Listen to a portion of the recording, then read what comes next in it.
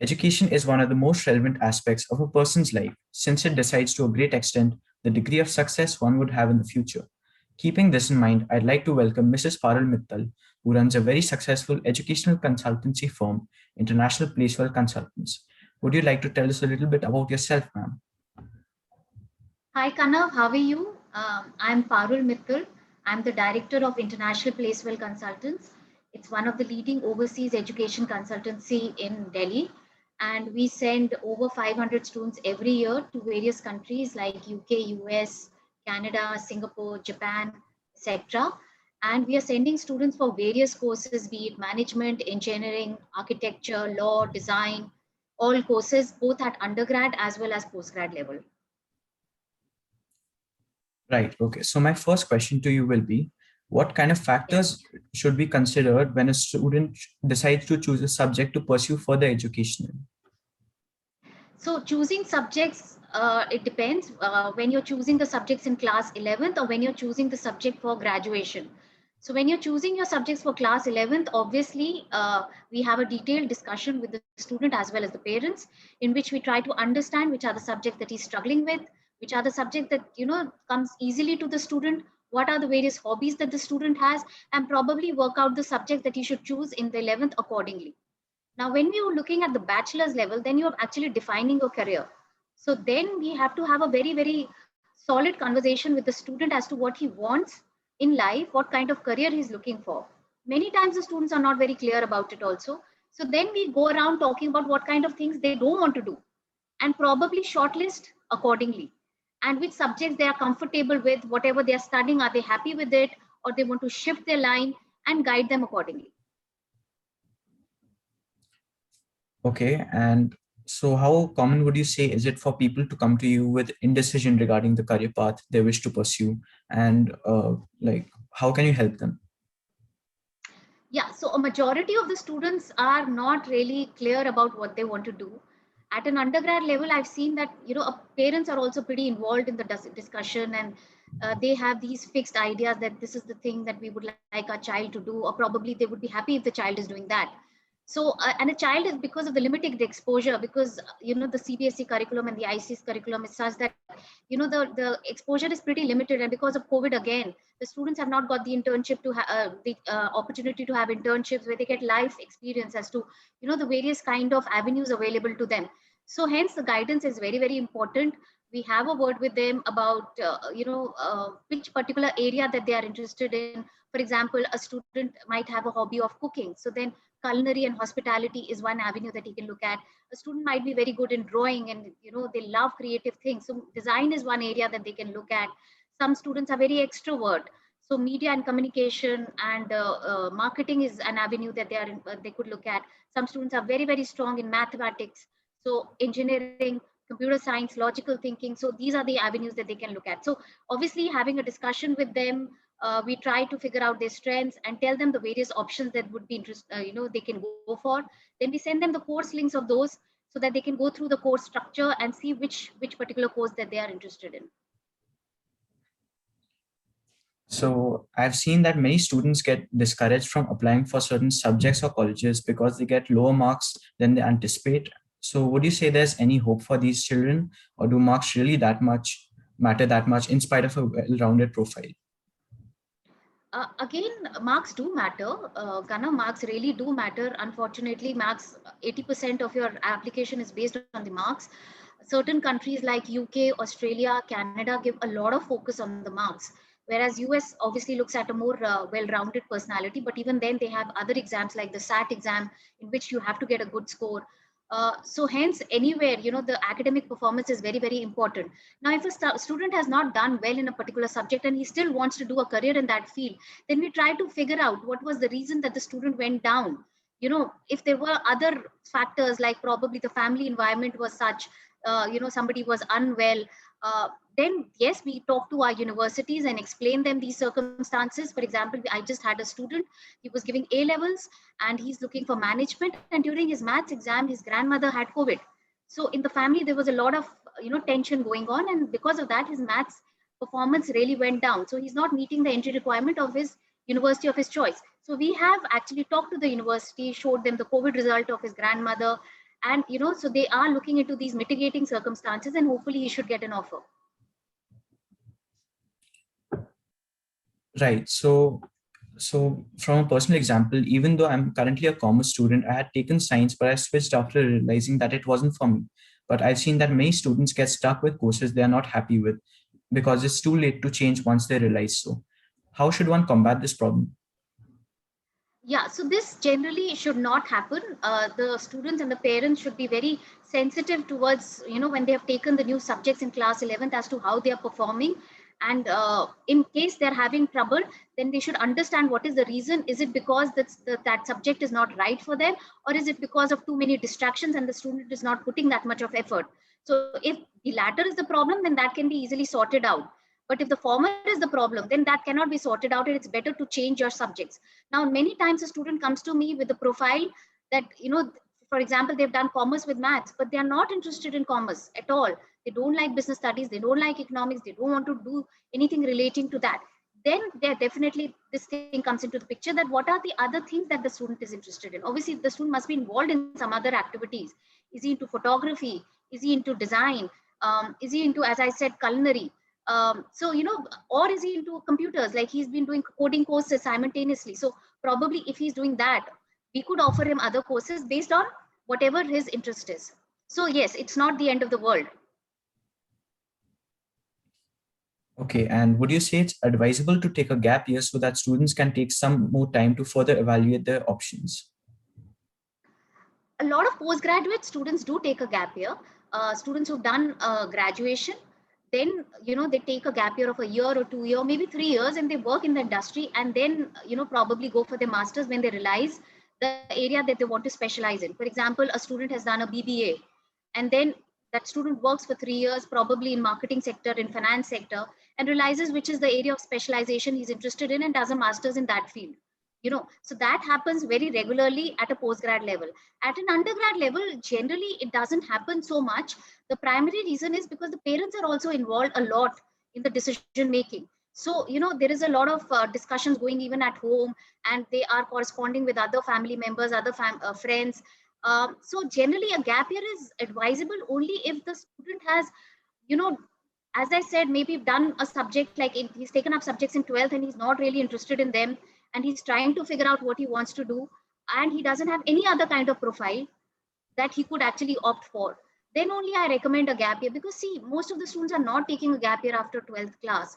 So if a student does take a gap year, there is a lot of peer pressure around him. A lot of people start thinking maybe he did not do well in his 12th exam, because it's not very common. So rarely a student takes a gap year after class 12th. Again, last year, because of COVID, because that was something like totally different, a lot of our students did take a gap year. In fact, they studied in India for a year, and they decided, no, this is not what we want to do. And then they came to us, and then now they are going abroad. Given that it is a well known fact that Indian parents put pressure on their children, how can students deal with parental pressure when it comes to choosing subjects? Uh, there has been a marked difference in the parents' attitude over the years. Initially, yes, we've been into this field since 1996. Now, when parents initially used to come to us, there were only two fields that they were interested in, either engineering or medicine. There was no other field, or MBA. These were the three fields. Every other student would ask for just three subjects.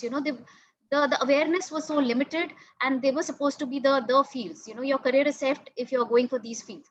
But over the years, the parents have also, because of awareness of other students, what they are doing, they have realized that, the future lies in out of the box courses also. So generally, parents are now very, very supportive. In fact, 3 years back, I sent a girl for a bachelor's degree in sculpture design to Europe. Now imagine a bachelor's degree in sculpture. You would never think a parent, especially sponsoring a daughter for sculpture. In fact, I've sent a student from modern Barakhamba only, a girl, to London for a bachelor's in creative writing, because she was very fond of writing. She used to write for the school magazine. She used to write poems. So she went for that course. So students are going for these out of the box courses, and parents are now promoting them and supporting them. They come to us for discussion, and many times, yes, the student says, that, I want to go for this field, and the parents are like, what's the future? There is no money involved. What will you do? If you're going for bachelor's in painting, what would you do? So therein we come into the picture and we tell them that not necessarily painting, he could go into visual arts, so that's a combination of art and technology, and there is a lot of money in that. So we try to find out the middle ground for both the parents as well as the student. Right. And as a counselor, how do you collaborate with the teachers, parents, and students so as to help the students make the correct choices? So we keep on having workshops in various schools. We have done it in schools like DPS RK Puram, in Modern Vasant Vihar, and other schools in which we talk about, the various universities, the application process of UK, how it is different from other countries, what is the application process of top universities in Singapore. So this is how we basically collaborate with the schools. Um, as far as the teachers are concerned, they write the letter of recommendations. So many times the student does ask us what all has to be written in the LORs. We guide them that, these are the things that the university would be looking at, the achievements. If you've done the achievements, so what is the proof? So if the teacher writes it in the letter of recommendation, that these are the things that the student has done, that's proof that, you've actually done that. So this is how we basically come into the picture. As far as the parents and students are concerned, we are doing the hand holding throughout the whole process. So many students come to us in 10th standard or 11th standard, and we are hand holding them, going through the various career options that they can go for, helping them deciding the final course, then deciding the final universities, helping them with the essays, the letter of recommendation letters, helping with them with the scholarship, then application process, then visa, everything we do. And what would you say the COVID-19 pandemic, what has its impact been on a student's chances of going abroad? See, last year was a terrible year because the COVID had just come in and there was a lot of panic around. So many students did not go. Many students though enrolled into the universities. They thought that this pandemic is going to be over by December. So they enrolled into the universities, but then again, it was online classes. Many countries did give hybrid learning, wherein there was 30% face-to-face classes, but mostly it was online. So the experience was not very nice because students go abroad for the whole experience of living on the campus, making students making friends from all over the world, and enjoying. So this thing was not there at all for the students who went last year. Hopefully this year things are changing. UK is planning to open up totally.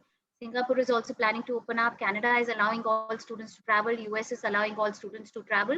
So students this year would definitely have that face-to-face interaction and the campus life experience that they want to have.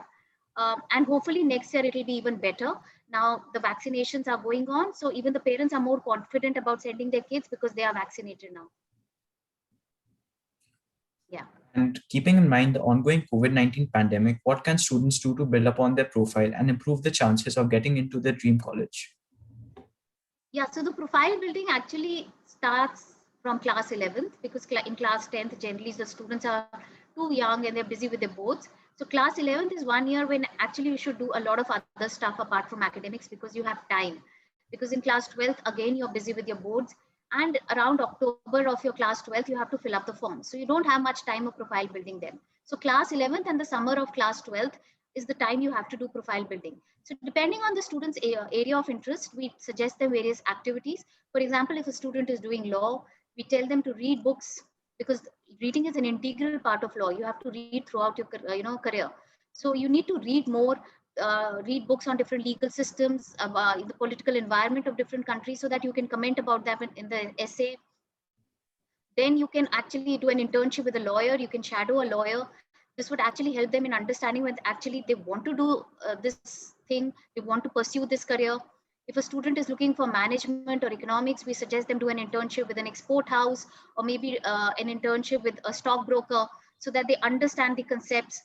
So virtual internships is something that we suggest. Then there are a lot of online courses available on Coursera, EDX, and these courses are given by top universities like Imperial College London, Stanford University, and they cover up all various areas. So, there is a course of financial markets available on Coursera. Then there is a course of basic elements of finance available on EDX by Imperial College London. So students can do that to understand whether, this is the field that they are interested in. Psychology, for example, we always recommend an internship with a psychologist. That's actually a mandatory thing. They have to do an internship with a hospital. This is what the university is like. If the student is going for medicine courses, again, an internship in a hospital is mandatory. You have to write about that in your essay. So depending upon the course, we suggest them the things that they have to do. For design courses, for example, like architecture or fashion design, product design, graphic design, your grades don't matter so much. What matters is your portfolio. So you have to make 15 pieces of your best work in which you have to show your creativity. So you can work with different mediums. You can work with watercolors, you can do portraits, you can do sketching, you can even do 3D art, sculpture, and you make a portfolio, and that portfolio is sent to the university. So you have to build that portfolio from class 11th. So we help them in building that portfolio by showing the portfolio of previous students, how they have done it, so that they can build that and they are ready in class 12th with that. Right. And I've also seen a few cases where children have gotten into their dream college, but they are not able to actually study there because of financial Perform. issues. Yes. So, do you also Yes. help them with that? And how do you do it? Yeah, so both things happen sometimes. You go to a university and you take up the wrong course and you're not able to perform there. So this actually generally happens now very rarely, because as I said, a lot of discussion happens, and we generally recommend courses as the student is performing. So if he's weak in maths, we avoid taking subjects which involve maths in the bachelor's level. But still, one or two cases do come up where the student is struggling and is not able to clear the first year of that subject. Then we have a discussion with that student and probably try to figure out the areas of his interest and shift his course. If finance is an issue, if finance is an issue and the student is not able to fund the studies, then there are scholarship options also available, and we try to figure out the university which can give them the maximum scholarship. And finally, do you have any closing thoughts for any troubled teens who are watching this interview? Yeah, so there are a lot. As I am into counseling, I get all kinds of students, all very bright students in one way or the other, but all have their own problems, set of challenges. Some of them have, because of COVID or other family circumstances, are going through a lot of stress. Some of them are stressful because of the new system of boards. They're changing the formats, so the students are stressed because of that. But all of them have dreams and hopes. So we basically try to understand their dreams and try to motivate them. Main thing is to motivate them and to say that you do these things, you are on the right track, just do these things and you will get through a top university. And try to understand what he's looking for and provide the roadmap for that. Obviously he has to work towards that, but he provide the roadmap for that, that you have to basically do these things, get this much percentage. And we keep backup options also. So we are like, you get a 90%, then these options are open. You get an 85%, these options are open.